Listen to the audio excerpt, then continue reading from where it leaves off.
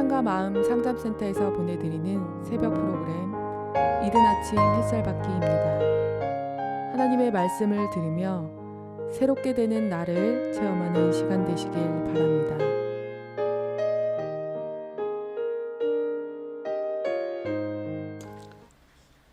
주님과 함께하는 교회 성도 여러분, 사랑과 마음 상담센터 섬김이 여러분, 편안한 밤 되셨습니까?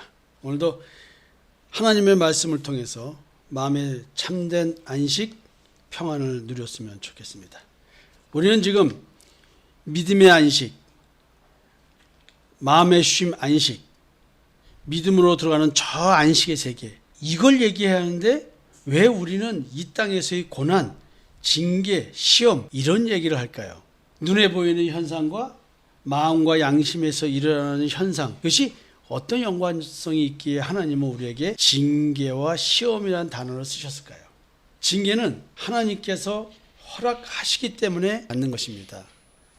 하나님께서 징계를 허락하실 때에는 당연히 죄를 짓는 잘못을 했기 때문에 그렇습니다.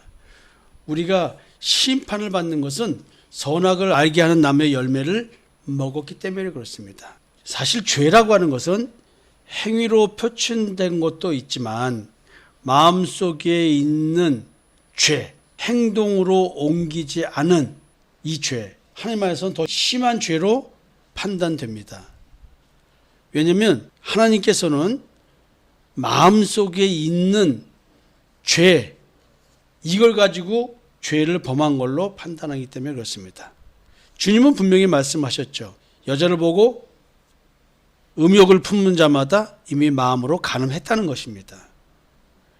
행위의 죄, 이 이전에 하나님은 마음의 죄를 묻고 있습니다. 이 마음의 죄에서 자유로울 수 있는 사람이 누가 있습니까? 내 마음속에서 올라오는 생각, 느낌들, 내 스스로 만들어내는 것이 아니라는 것이죠.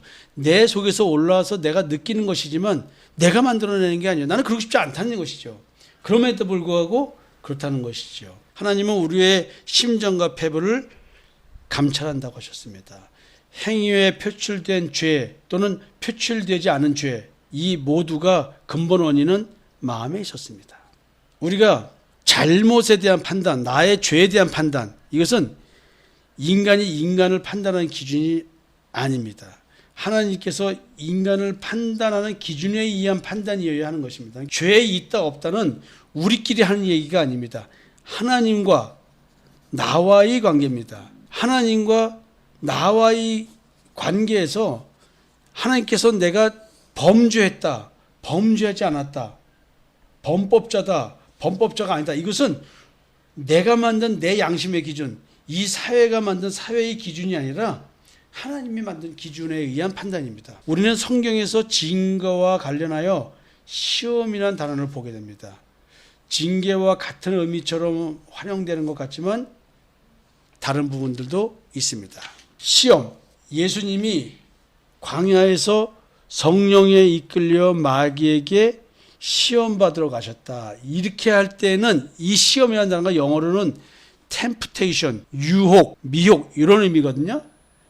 믿는 자를 유혹하고 미혹시키는 악으로서의 시험이라는 단어가 있고요. 그래서 성경은 단호하게 하나님은 악에게 시험 받지도 않으시고 또 어느 누구도 시험하지 않는답니다. 여기서 시험이라는 말이 나쁜 길로 가도록 유혹하고 미혹시키는 걸 말합니다. 하나님은 절대로 시험하시는 분이 아닙니다. 여기서의 시험은 유혹, 미혹, 하나님의 진리를 떠나게 하는 예수 그리스도로 향한 진실한 마음과 깨끗한 마음에서 떠나 부패하게 만드는 템프테이션, 유혹, 우스갯소리로 이런 얘기하죠. 꼬실라이제이션. 예, 우리를 나쁜 길로 가게끔 하는 그런 꼬심. 하나님은 절대 하지 않으십니다. 하나님께서 왜 자신의 아들을 유혹하고 미혹하고 또 누가 감히 하나님께 그런 짓을 할 수 있겠습니까? 하나님은 절대 시험하시는 분이 아닙니다. 유혹하고 미혹하시는 분이 아닙니다. 단지 성경은 말합니다. 오직 각 사람이 시험을 받는 것은 자기 욕심에 미혹됨이니, 즉 유혹되는 이유, 마귀의 미혹에 당할 수밖에 없고 미혹될 수밖에 없는 이것은 내 욕심 때문에 그렇다는 거예요.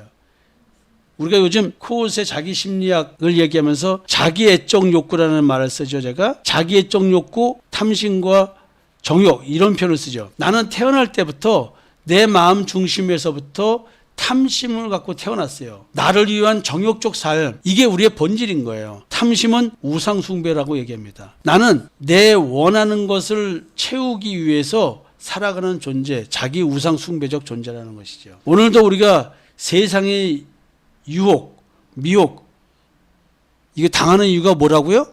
자기 욕심 때문에 그렇다. 이게 본질상 진노의 자녀로 태어난 참으로 처참한 인간의 영적 상태입니다. 근데 이 유혹하는 실체는 도대체 누굴까요? 자기 욕심이 나를 유혹한다는데 그게 바로 악입니다. 이 악의 뒤엔, 악이라고 평가된 뒤에는 마귀가 있다는 것이죠.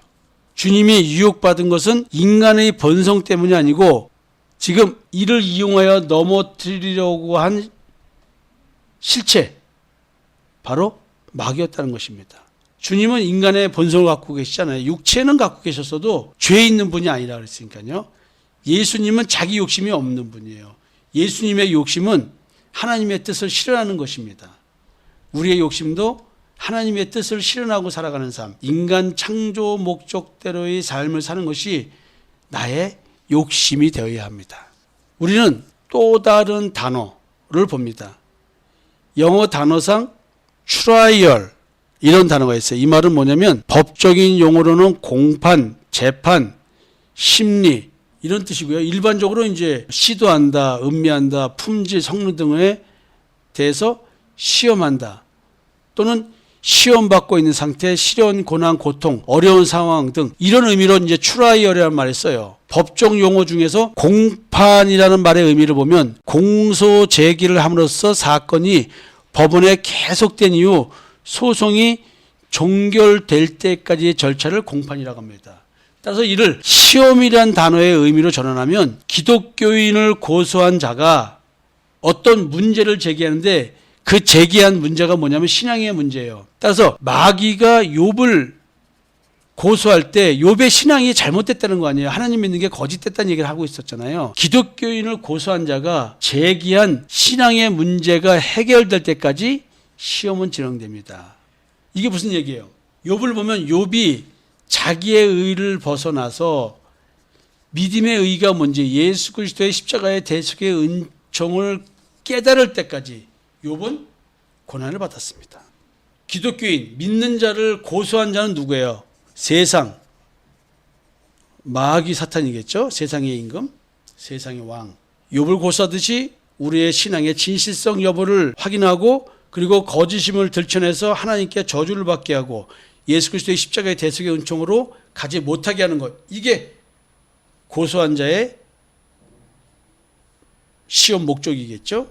그러나 하나님은 이러한 유혹과 미혹 또는 사탄을 이용해서 하나님이 징계를 하시지만 하나님의 징계의 목적은 뭐예요?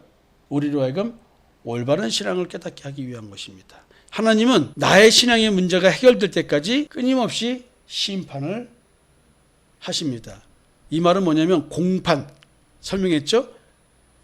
문제가 해결될 때까지 지금 재판은 계속 되는 거예요. 신앙의 진실성 여부가 증명될 때까지. 하나님은 그것이 증명될 때까지 시험을 하십니다. 영어 단어상 테스트라는 단어가 있어요. 시험, 고사, 실험, 검사, 시험하는 것 등의 의미로 활용되는 것인데 여기서는 검사라는 의미입니다. 검사라는. 능력, 지식, 태도, 기타의 심적 특성의 유무나 정도를 밝히기 위하여 일정한 조건 하에서 문제나 작업을 주고 일정한 표준에 맞추어 판정하는 조직적 절차라는 의미가 검사라는 단어예요. 테스트라는 단어에서 검사라는 단어가 나옵니다. 시험이라는 의미로 이걸 좀 다시 한번 설명하면 기독교인으로 하여금 그가 참 믿음의 사람인지 알아보고 증명하도록 하기 위하여 그가 처한 상황 하에서 삶의 재반 문제를 발생시켜서 그가 어떻게 대처하는가를 평가 판단하는 절차로서 기독교인이면 누구나 거쳐야 하는 평가 절차다.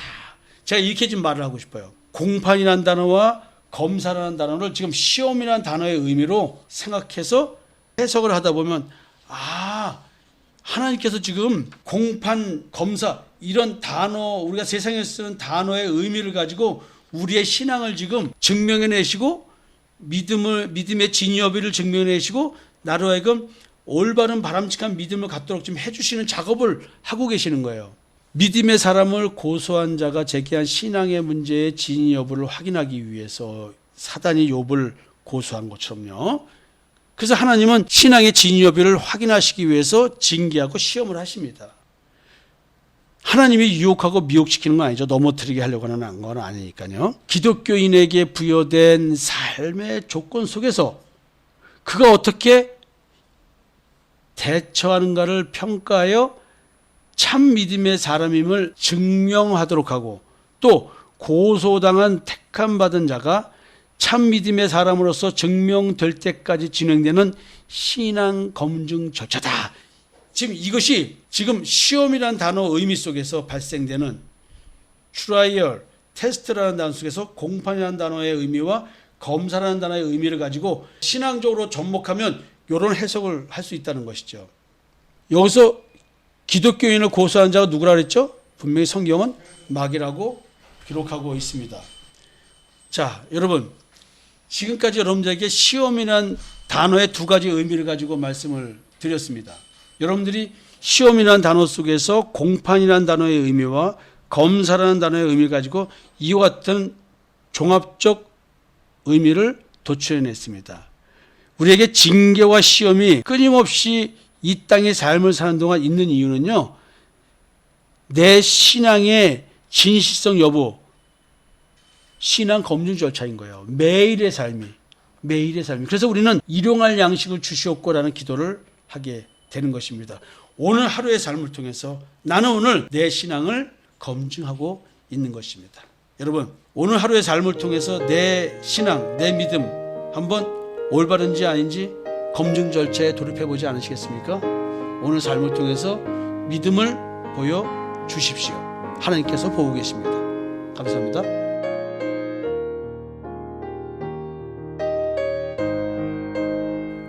지금까지 사랑과 마음 상담센터에서 보내드리는 새벽 프로그램 이른 아침 햇살 받기였습니다.